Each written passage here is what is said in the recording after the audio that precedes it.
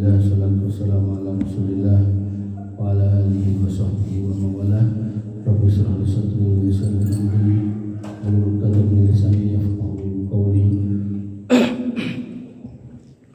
Bapak-bapak, ibu-ibu yang dirahmati Allah Subhanahu wa taala, alhamdulillah kita masih sekali lagi harus terus bersyukur karena kita masih bisa dipertemukan dalam keadaan yang sama, yaitu tentang iman, masih sama-sama menjadi orang yang beriman. Karena kalau patokan bersyukur adalah hanya semata-mata soal dunia, maka tentu kita akan kurang merasakan kesamaan dalam hal ini, karena setiap kita pasti nikmatnya berbeda. Sehingga Nabi SAW selalu mengingatkan tentang bersyukur terkait dunia, untuk melihat ke bawah, melihat orang yang lebih susah, melihat orang yang tidak lebih beruntung daripada kita. Jangan melihat yang ke atas, karena kalau melihat ke atas tentu kita akan kurang bersyukur. Unduru ila man huwa asfala minkum wa la tanduru ila man huwa fawqakum alla tasharu nikmatallahi alaikum. Lihatlah ke bawah, jangan melihat ke atas, karena kalau lihat ke atas maka kita akan meremehkan nikmat Allah kepada kita.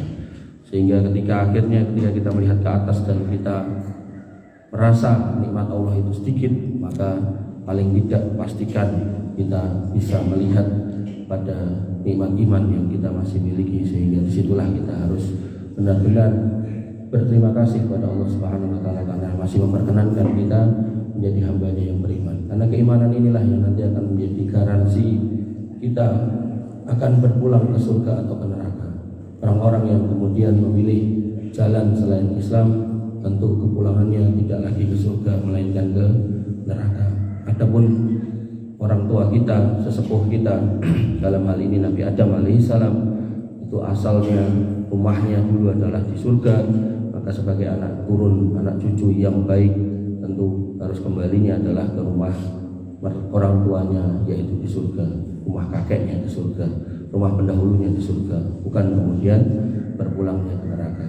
Oleh karena itu, dalam rangka untuk menuju ke sana, kita perlu istiqomah di atas jalan yang benar ini. Walaupun istiqomah di atasnya bukan perkara yang mudah, makanya kita bingkai, kita ramu istiqomah itu di atas majelis ilmu. Karena majelis ilmu inilah yang akan menenangkan hati dan jiwa kita, yang akan meneguhkan hati kita di atas jalan ini, yang akan meringankan langkah kita di atas dunia ini, dan akan menyelamatkan kita dari fitnah-fitnah yang ada di atas muka bumi. Bapak Ibu yang dirahmati oleh Allah Subhanahu wa taala, kita lanjutkan materi kita, yaitu terkait hadis Arba'in An-Nawawi. Kita sampai hadis yang ke-16 dalam kitab Arba'in An-Nawawi. Imam An-Nawawi menuliskan hadis yang ke-16 dengan bunyi An Abi Hurairah radhiyallahu an, dari Abu Hurairah radhiyallahu an, anna rajulan qala lin Nabi sallallahu alaihi wasallam, ada seorang laki-laki yang berkata kepada Nabi sallallahu alaihi wasallam, ausini, qala la taghdab, faradada miraran, qala la taghdab. Laki-laki itu berkata kepada Nabi sallallahu alaihi wasallam, ausini ya Rasulullah, berilah aku wasiat. Kemudian Nabi sallallahu alaihi wasallam mengatakan la taghdab, jangan marah. Lelaki itu mengulang lagi, faradada miraran, ausini, jangan marah. Kemudian nanya lagi, ausini, bang nasihati kula, bang nasihati kula. Kemudian Nabi pun menjawab dengan jawaban yang sama, la taghdab, la taghdab, jangan marah, jangan marah. Bapak Ibu yang dirahmati oleh Allah Subhanahu wa taala, kenapa seorang yang bertanya dijawab dengan jangan marah? Karena Nabi melihat orang ini punya potensi sebagai orang yang pemarah. Makanya Nabi menasihati jangan marah. Umpama yang bertanya ini orang yang diketahui Nabi wong pelit, ya mungkin jawabannya jangan pelit. Maka menjawab pertanyaan atau memberi nasihat kepada seseorang nggak harus sama. Kalau misal kita ketemu sama orang yang gendut, misal kayak saya, koi ono masukan aku, jawabannya manganmu aja kayak kan gitu. Tapi kalau kita ketemu sama orang kering gitu kan, kayak Mas Sigit gitu, mangannya buat ditambahi ya gitu. Maka nasihat nggak harus sama, ya. Anak kita pun kalau misal ada yang kembar sekalipun, itu sifatnya atau karakternya berbeda. Oleh karena itu maka orang tua yang bijak itu akan menasihati dengan cara yang berbeda sesuai dengan kebutuhannya. Ini pelajaran di sini.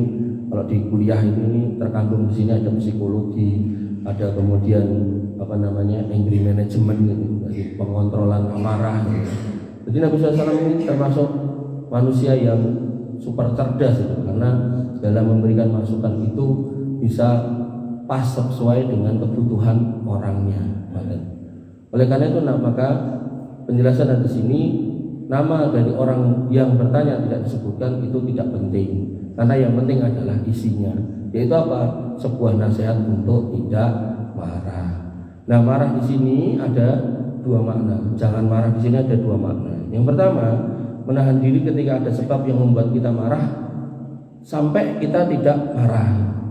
Jadi misal kita udah kerja capek, berjalan sampai rumah pengen makan, adalah orang enak sing dipangan gitu kan. Ya bukan berarti randuwe ada dan yang mungkin garwane sibuk dolanan HP gitu kan, lali liwet gitu kan. Su gitu kan. Ada sebab untuk marah, ning ora sido marah gitu. Itu yang pertama. Atau yang kedua, ada orang yang sudah bacot marah, terus nesu gitu. Mungkin ya wis napa istilahnya tutup meja makan itu wis dikeplekke napa pripun gitu loh. Tapi dia kemudian ngerti kalau itu salah gitu kan. Maka dia tidak melanjutkan kemarahannya. Karena kemarahan yang dilanjutkan itu akan terus lanjut terus sampai mentoknya orang sesuai dengan bisikan syaitan. Makanya ada orang yang berawal dari amarah yang dituruti, cara geni niku bulat-bulat malah dibujuk lengopet sisan gitu kan. Maka dia pun akhirnya melampiaskan kemarahannya dengan cara yang lebih dolim daripada seharusnya. Berawal dari sebel sama pasangannya, nesu, mungkin awalnya ngeplek ke piring nopo-nopo, kemudian muni-muni, terus dilanjutke meneh ngucapke talak gitu kan. Bahkan sebagian manusia gak puas sampai di situ sampai akhirnya membunuh pasangannya. Dan gak puas lagi pasangannya dimutilasi. Ada yang kayak gitu. Maka ini bagian dari pencegahan preventif. Ketika Nabi SAW tidak menginginkan ada orang yang membunuh orang lain, yang mencelakai orang lain, yang mencederai orang lain, maka ujungnya awalnya adalah soal kemarahan, amarah ini. Makanya Nabi mengatakan kepada orang yang bertanya tadi, la taghdab, la taghdab, la taghdab. Jangan marah, jangan marah, jangan marah. Ojo nesunan, ojo nesunan, ojo nesunan. Maka faedah hadis ini yang pertama, semangatnya para sahabat ketika mencari ilmu untuk diamalkan. Para sahabat itu karena ngerti bahwasanya hidup itu gak lama, sementara. Bahkan di beberapa tempat saya sampaikan satu hari di dunia itu satu hari di akhirat itu sama dengan 1000 tahun di dunia. Sehingga kalau kemudian kita di dunia dikasih jatah 60 tahun, hakikatnya kita di dunia ini cuma dikasih jatah 15 menit waktu akhirat gitu.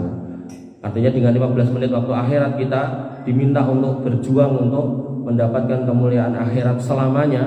Maka sebenarnya hidup itu nggak lama. Maka para sahabat pun nggak pengen salah dalam jalan menjalani hidup. Mereka pun senantiasa selalu piye carane menggali ilmu dari Nabi SAW dengan bertanya hal yang memang diperlukan, yang memang dibutuhkan, termasuk urusan dirinya. Dan mereka bertanya untuk mendapatkan jawaban yang tepat. Makanya fas'alu ahla dzikri in kuntum la ta'lamun ini penting sekali. Bertanya itu pada orang yang paham, jangan sampai bertanya pada orang yang tidak paham gitu kan. Rumput-rumput yang bergoyang tidak ditekoi ya, itu kan juga nggak akan mendapatkan jawaban yang benar. Dan nasihat bisa disesuaikan dengan kondisi yang dinasehati. Nek wonge seneng nasunan ya dinasehati ampun nesu. Nek wonge pelit ya dinasehati kan lomo. Nek wonge galak ya dinasehati ampun galak. Nek wonge rata wadus ya dinasehati kan resikan. Maka kita lihat gitu loh, sesuai dengan kebutuhan orang dan nggak bisa disamakan. Kemudian yang ketiga, larangan marah ini sampai diwasiatkan Nabi SAW karena marah itu punya mafsadat yang besar. Ini nek manis kula mboten usah.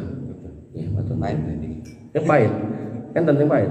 Sing pundi? Mboten legi banget. Oh, mboten pun cacah. Kula pun manis. Pun manis. Nggih.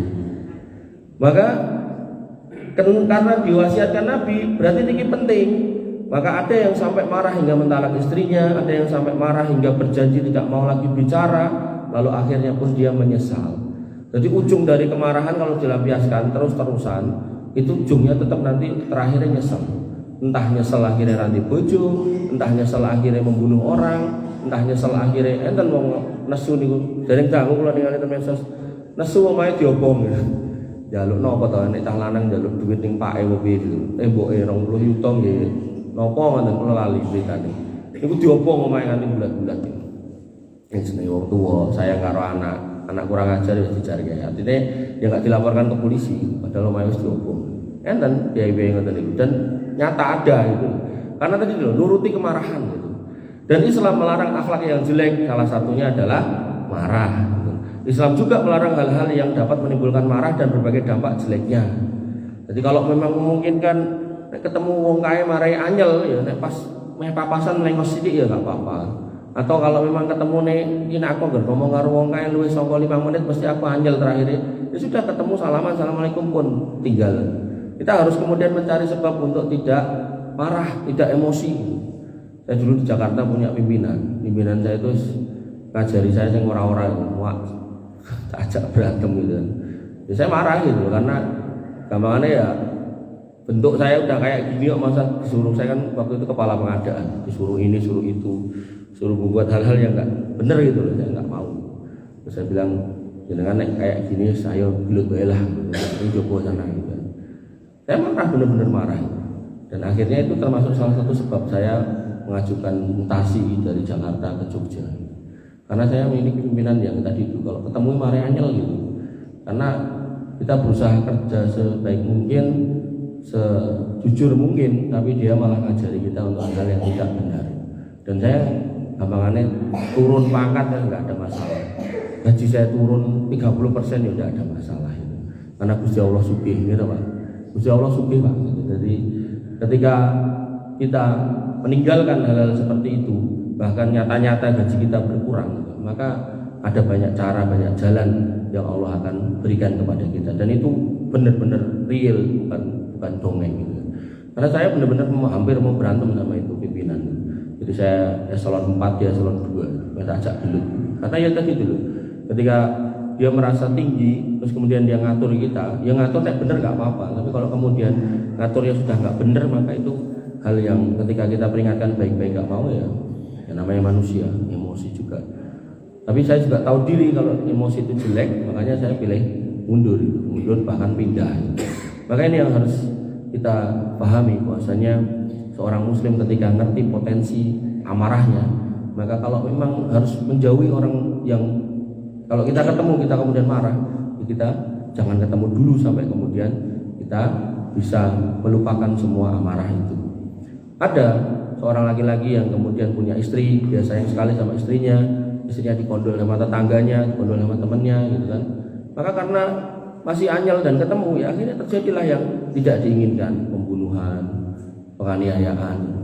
Maka harusnya yang harus kita pahami adalah ketika memang hal-hal seperti itu masih mungkin untuk terjadi, maka kita hindari dengan tidak bertemu.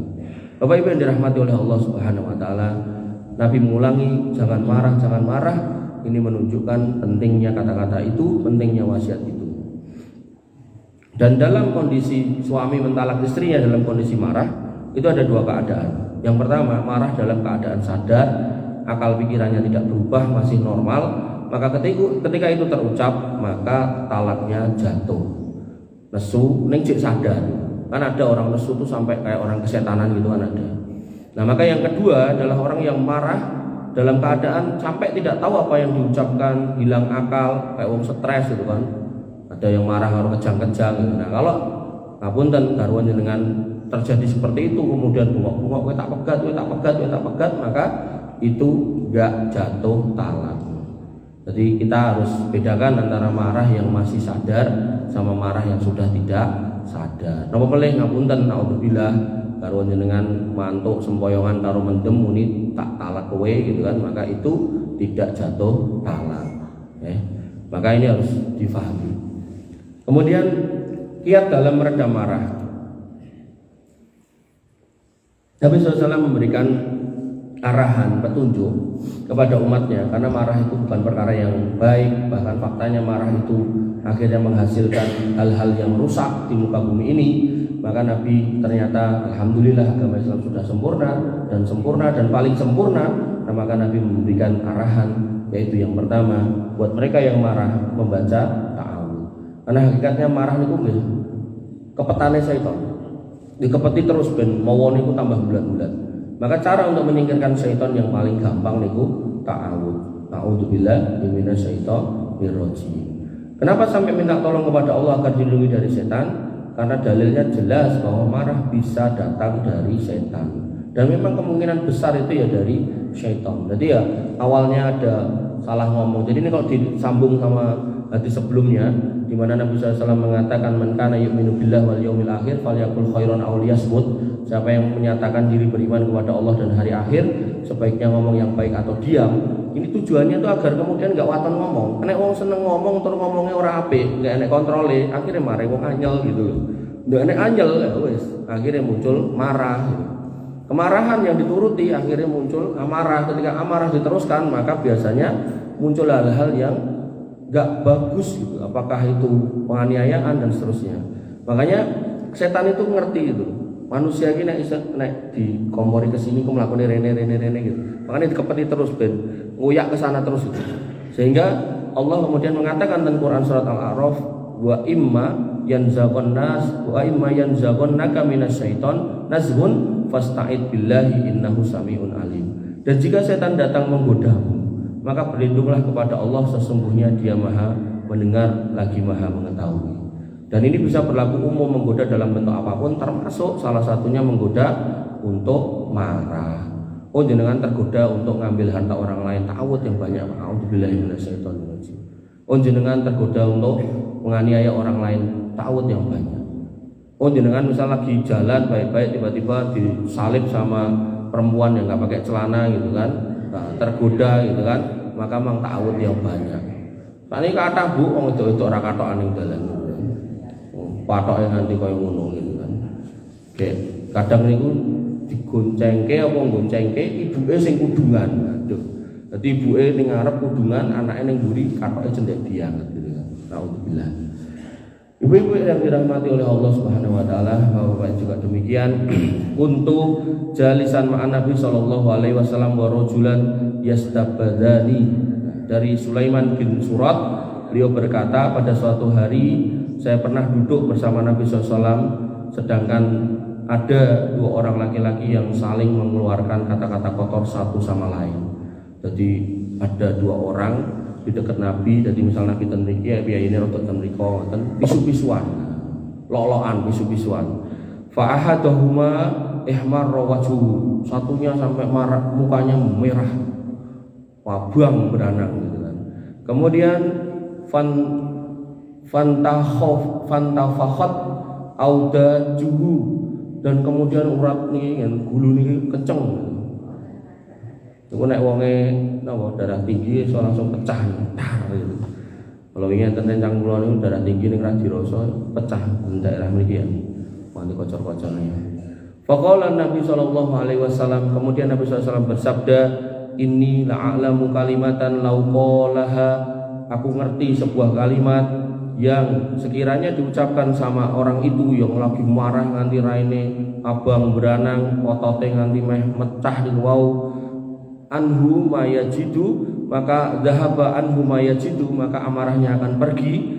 Nah, kata Nabi lauqala, seandainya dia mau ngomong, mau mengucapkan a'udzubillahi minasyaiton, bahkan di sini enggak pakai nirojimnya, a'udzubillahi minasyaiton, dhahaba anhu mayajidu, maka marah yang sedang muncul pada dirinya itu akan pergi, akan hilang.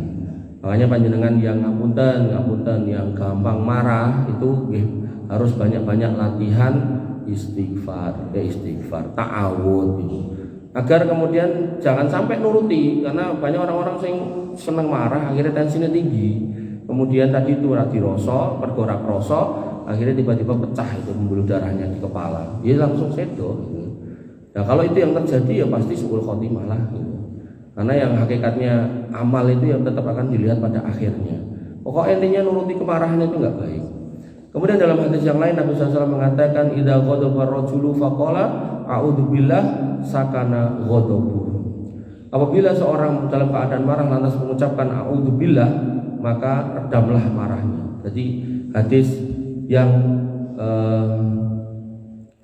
ayat yang pertama dikatakan fasta'id billah, berarti a'udzubillah tok. Kemudian hadis yang kedua, dalil yang kedua itu hadis dikatakan yaitu a'udzubillahi minas syaiton. Kemudian hadis yang ketiga mengatakan ucapannya adalah a'udzubillah. Jadi bisa a'udzubillah, bisa a'udzubillahi minas syaiton. Nek tambahin rojim pripun? Ento. A'udzubillahi minas syaiton ni rojim boleh. Kenapa kok boleh? Karena ini tidak ada dalam rangkaian ibadah. Ini cuma diucapkan dalam kondisi kita marah. Maka ya terserah monggo. A'udzubillah tok ento, a'udzubillahi minas syaiton ento, a'udzubillahi minas syaitonir rajim ansal. Kemudian yang kedua, cara yang kedua inggih menika ken mendel, ken meneng, ken jumeneng. Karena yang namanya marah itu bisa keluar, jika keluar bisa keluar kata-kata yang tidak Allah ridhoi. Jadi biaya kalau marah itu semetune kabeh, kadang kebun binatang, kebun suwung, kebun-kebunan itu ditoke kabeh gitu kan. Maka ada yang marah keluar bahkan sampai keluar kata-kata kekufuran. Niki sing paling bahaya. Niki sing paling bahaya. Sampai ada ngapunten nggih, seorang wanita yang bertanya tentang iparnya gitu kan. Iparnya itu dulu non muslim tapi kemudian masuk Islam karena ikuti adiknya. Jadi ini kakak beradik perempuan gitu. Terus nggak tahu ceritanya apa, detailnya nggak tahu apa. Kemudian sing garwane sing setri niki pare anyel gitu kan. Anyel nganti sing kakung niku jane 10 tahun lebih Islam. Saking nesune sampai ngomong, "Oh, nanti tak rewangi mlebu Islam lho kowe iki kok cek koyo ngono sikapmu ning aku." gitu. Ya itu kan kalau kemudian enggak hati-hati gitu kan. Nanti terus ngomong, "Wis nek lu tak balik meneh ning Kristen misal ngoten." Ayo dadi murtad meneh gitu kan. Makanya di sini dikatakan bahwasanya hati-hati kalau memang marah, maka usahakan untuk mengerem gitu loh omongan. Karena kalau ditutupi terus, khawatirnya yang keluar itu adalah kata-kata yang malah baliknya lagi ke keluar dari keislaman. Ada juga yang marah keluar kalimat-kalimat yang mencaci maki, ada juga yang marah keluar kalimat laknat. Bahkan ngapunten, wong tua sing anyel karo anake dilaknat, anake tak dongake dadi munyuk kowe gitu kan. Nah, akhirnya ketika anak ini kemudian menjadi seperti yang dia ucapkan, padahal dongane wong tua niku baik, yang baik maupun yang buruk niku mustajab. Hati lho, Pak. Jadi wong tua niku nek ngucap tinggi anak napa meleh bentuke donga, napa meleh dalam kondisi krasa terdolimi niku donga apik kabul, donga elek nggih kabul gitu kan. Maka seorang tua yang cerdas dia akan berpikir ketika dia mau mengucapkan kata-kata yang jelek buat anaknya, wong niku nggih putrane jenengan. Biyen yo gawene tenanan, diopeni yo tenanan gitu kan. Di sekolahke nganti direwangi banting tulang gitu kan. Nah, maka ketika kita marah semarah-marahnya jangan sampai keluar kata-kata jelek. Karena mengkene jelek nggih jenengan dhewe sing kewirangan. Ngoten. Didongake elek, dipisu-pisui, dilaknat, akhirnya dadi cah elek tenan. Sakjeke urip dadi cah elek, dadi tetep mengke iki anake sapa to? Anake kae lho wong jetak kae lho. Jenengan melih to sing kenek. Padahal jane kelakuan niku mboten jenengan sing ngajari, dhek nemu ning dalan ketemu kanca diajari ngoten niku. Ning sing terkenal mboten gurune to, tapi wong tuane kan ngoten. Makanya dalam Islam orang tua itu punya kondisi yang luar biasa, yaitu ketika doa baik itu kabul, doa jelek nggih kabul, diku sinten anake. Oleh karena itu maka orang tua yang semarah-marahnya sama anaknya, mendapati anaknya kondisinya seperti apapun, dia tetap akan ngerem untuk mengucapkan yang jelek-jelek. Makanya di mana-mana saya contohkan ibundanya Imam Sudes. Imam Sudes niku nakal yo, sak nakal-nakale wong Saudi Arabia nggih insyaallah mboten kados ten mriki. Niku kan mboten enten ciuting plecek mboten enten. Paling nakale nopo sih mboten ngoten niku. Nah, maka ibunya ketika anyel sama anaknya ini dia tidak kemudian keluar sumpah serapah mboten, malah tak dongake muga-muga kowe dadi imam haram. Sakniki dadi imam Masjidil Haram, Pak Bu. Maka kalau bisa jangan nek nesu karo putrane, wah dongake kowe dadi presiden nganteni Gibran misalnya. Barangkali mengke presidennya putrane jenengan, putune jenengan. Pokoknya ampun keluar kata-kata yang jelek, sumpah serapah. Bapak Ibu yang dirahmati oleh Allah Subhanahu wa taala, ada juga yang keluar kata cerai hingga sekiranya pun bisa dia kerjakan, maka dia pengen untuk memperbaiki semua yang dia ucapkan. Maka kalau seorang memaksa dirinya untuk diam ketika marah, maka hal-hal yang rusak tadi tidak akan terucap dan tidak akan terjadi. Ada sebuah hadis yang menarik diriwayatkan oleh Imam Ahmad. Beliau rahimahullah mengatakan, wa idza ghadiba ahadukum falyaskut. Kalau seorang di antara kamu marah, maka diamlah. Usahakan sekuat hati diam. Bahkan beberapa tempat saya ceritakan, kisahkan tentang bagaimana pertengkaran antara Imam Ali dan istri beliau, yaitu Fatimah radhiyallahu anha. Fatimah radhiyallahu anha ini adalah putri kesayangan Nabi SAW, sampai Nabi SAW mengatakan dia adalah penghulu wanita di surga. Penghulu itu maksudnya pemimpin wanita di surga. Maka ketika Ali radhiyallahu anhu juga sebagai sepupu Nabi SAW yang sangat disayangi, yang sangat dicintai, yang bahkan dikasih bendera perang, bendera komando perang, ini menunjukkan orang pilihan, maka ketika mereka dipertemukan dalam ikatan pernikahan, ya tetap ada gesekan. Nah, dalam kondisi pertengkaran rumah tangga biasa niku jane nggih bumbu. Nek bumbune kok kan ya ora enak to Bu. Kan kudune dikek uyah enak ning uyahe sak kilo jenenge lebok kan ya ora enak gitu kan. Maka ketika memang pertengkaran itu adalah bumbu, ning nek bumbune kok kan ya mboten enak, maka Imam Ali radhiyallahu anhu sebagai orang yang jagoan, ya mboten langsung plak-plak sama garwane.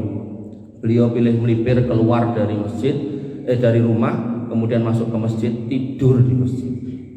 Sampai kemudian Nabi datang dan membangunkan, kum ya Aba Turab, bangunlah bahai bapaknya tanah. Dan digugah niki mboten terus diseneni, anakku mbok apake, mbok kanthi kaya ngono, kanthi nangis-nangis mbok apa, mboten. Jadi Nabi SAW juga ngerti batasannya, bahwasanya itu adalah masalah rumah tangga yang ada di wilayah mereka, dan Nabi sebagai mertua itu tidak masuk ketika memang tidak ditanya.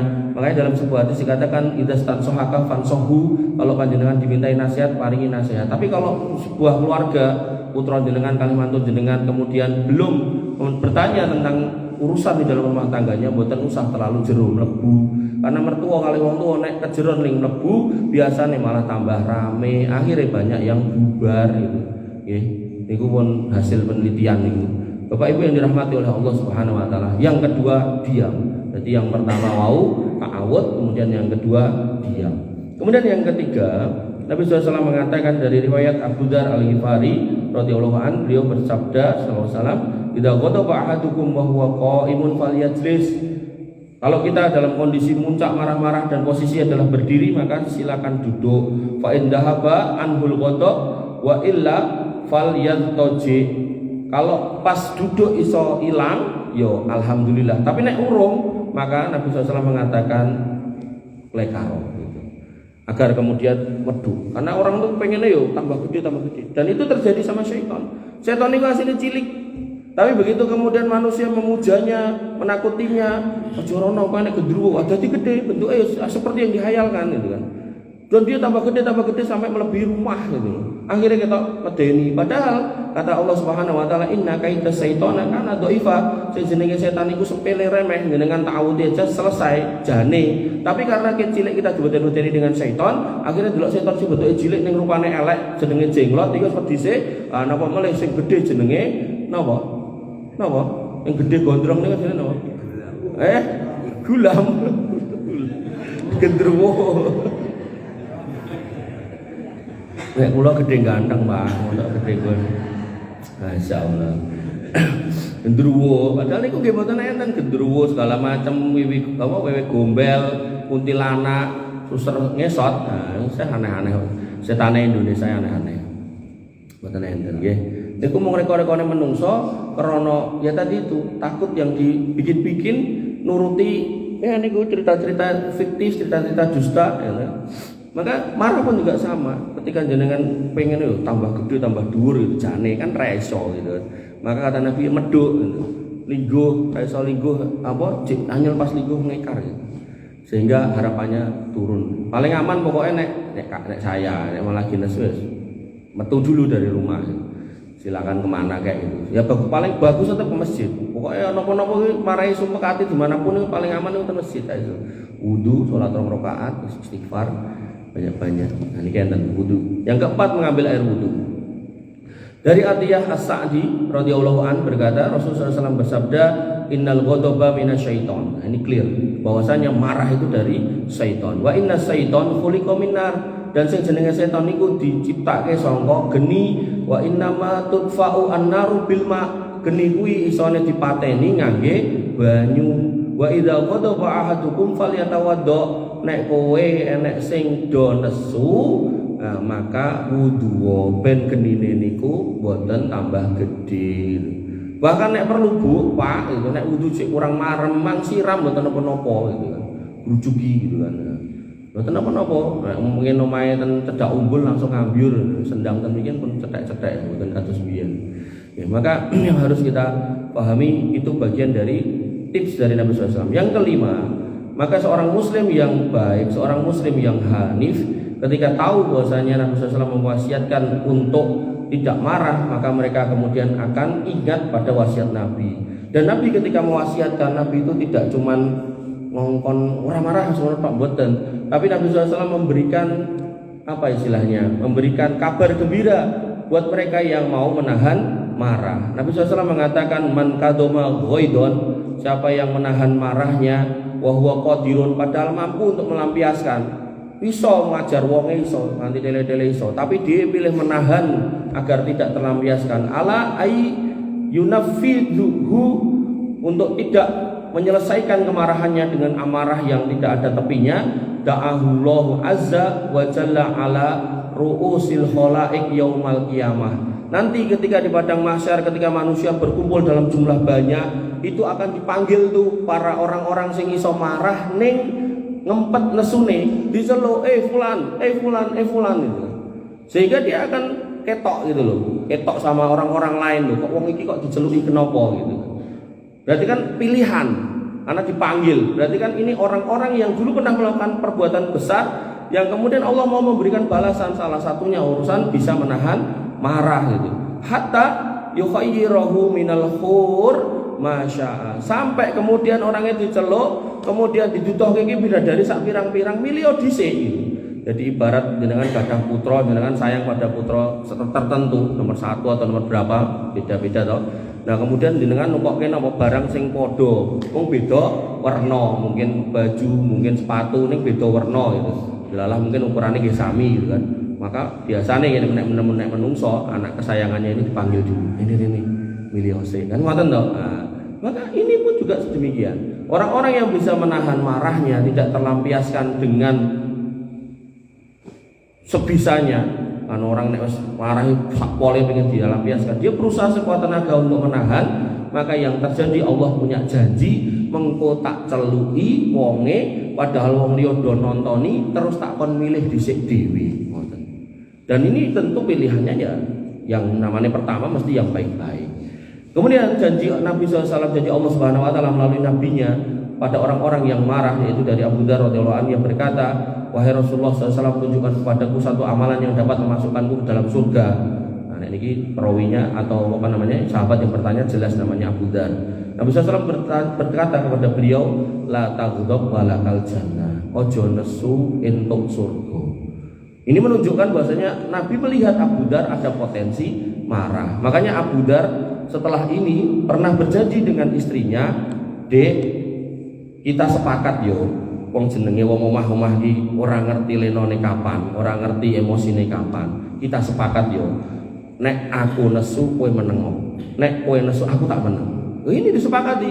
Ketika disepakati ya itu ditepati. Akhirnya seorang istri Abu Dzar ya nggak pernah kemudian gelo sama suaminya. Seorang suami Abu Dzar ya nggak pernah kemudian melampiaskan kemarahannya kepada istrinya. Karena nek dinesoni ya bojone meneng gitu. Sebaliknya ketika bojone ya mungkin nesu gitu kan, ya Abu Dzar ya meneng gitu kan. Karena memang sudah sepakat gitu. Maka kesepakatan inilah yang perlu dibangun. Karena kalau nggak dibangun dari awal, atos ketemu atos tempuk bro kayak pecah kabeh. Maka inilah yang disebutkan oleh Nabi SAW, la taghdab walakal jannah. Wallahu a'lam. Bapak Ibu yang dirahmati oleh Allah Subhanahu Wa Taala. Terakhir ini tambahan dari saya, buatan dari kitab ini, bahwasanya pintu surga itu dalam beberapa hadis disebutkan ada 8. Nah, para ulama menjelaskan ada yang memang mengatakan 8 itu memang jumlahnya 8. Tapi ada juga yang mengatakan 8 itu pintu sing gede-gede nih. Pintu sing gede-gede nih. Jadi ada pintu yang kecil-kecil, ada pintu yang paling gede itu 8. Nah, 8 pintu itu, dari 8 pintu itu ada satu pintu namanya pintu kadiminal ghaidha wa afina anin nas, yaitu pintu menahan marah dan memaafkan manusia. Artinya pintu ini khusus diperuntukkan buat mereka yang bisa menahan marah dan bisa memaafkan kesalahan orang lain. Sebagaimana ada pintu ar-royan yang sering disampaikan ketika Ramadan, yaitu pintu khusus untuk orang yang berpuasa, maka ada juga pintu khusus untuk mereka yang bisa menahan marah dan memaafkan orang lain. Oleh karena itu, maka karena menahan marah ini baik untuk kehidupan kita dan baik untuk akhirat kita, maka sebagai seorang muslim ya kita usahakan semaksimal mungkin untuk menahan marah. Dan cara agar kemudian marah itu tidak terucapkan, tidak terlampiaskan, maka yang pertama tadi apa? Ta'awud. Kemudian yang kedua diam. Kemudian yang ketiga merubah posisi. Kalau berdiri ya lenggah, kena lenggah, si anyel yo berbaring. Kemudian yang keempat wudu syukur-syukur ditutupnya ngangge sholat. Kemudian yang kelima apa? Mengingat janji Nabi SAW bahwasanya orang yang bisa menahan marah itu nanti akan diceluk ketika orang semua seluruh dunia kumpul, diceluk nama-namanya, terus milih pilihan kenikmatan yang paling baik. Kemudian termasuk Nabi mengatakan orang yang menahan marah dia akan mendapatkan surga. Termasuk nanti yang terakhir ada pintu khusus di surga untuk orang yang menahan marah. Mbok bilih cekap semanten ingkang saged kula aturaken kirang langkungipun nyuwun pangapunten. Akhirul kalam subhanakallahumma bihamdika asyhadu an la ilaha illa anta